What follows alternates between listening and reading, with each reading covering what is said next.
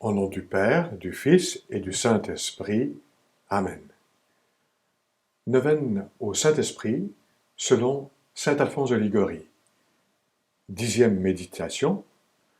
Moyen d'aimer Dieu et de se sanctifier.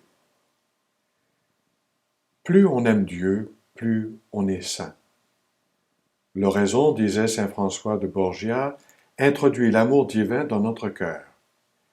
Mais c'est la mortification qui le vide de la terre des affections déréglées et le rend capable de recevoir le feu sacré. Plus la terre occupe de place dans un cœur, moins il en reste à l'amour de Dieu. Mais la sagesse, où la trouver, c'est-à-dire l'amour de Dieu, elle ne se trouve pas sur la terre des vivants. Job 28, 12, 13.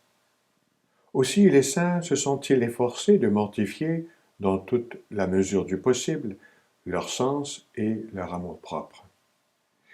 Ils sont le petit nombre, nous devons vivre avec le petit nombre, si nous voulons nous sauver avec le petit nombre. C'est l'enseignement de saint Jean Climac. Désirez-vous régner un jour avec le petit nombre? Vivez maintenant comme le petit nombre. C'est aussi celui de saint Bernard. On ne peut atteindre la perfection sans mener une vie en quelque sorte unique, supérieure à celle de la foule. Notre sanctification exige avant tout le désir, mais le désir accompagné de résolution. Certains se bornent au désir et ne mettent jamais la main à l'œuvre. Le démon, disait sainte Thérèse d'Avila, ne craint pas ces âmes irrésolues. Dieu aime les âmes courageuses. Pour arrêter notre élan, le démon emploie cette ruse. Pur orgueil, redit-il avec insistance, pur orgueil que la pensée de faire de grandes choses pour Dieu. Déjouer cette ruse du menteur en répliquant « Pur orgueil, en effet, si j'avais la prétention d'accomplir ces grandes choses par mes propres forces. Nul orgueil, au contraire, si je prends la résolution de me sanctifier avec le secours de Dieu, en disant avec l'apôtre « Je peux tout en celui qui me donne la force. » Philippiens 4, 13. S'armer de courage et de résolution, mettre la main à l'œuvre sans délai, voilà ce qu'il faut. La prière est toute puissante. Ce que nous ne pouvons pas par nos propres forces, nous le pouvons certainement avec l'aide de Dieu.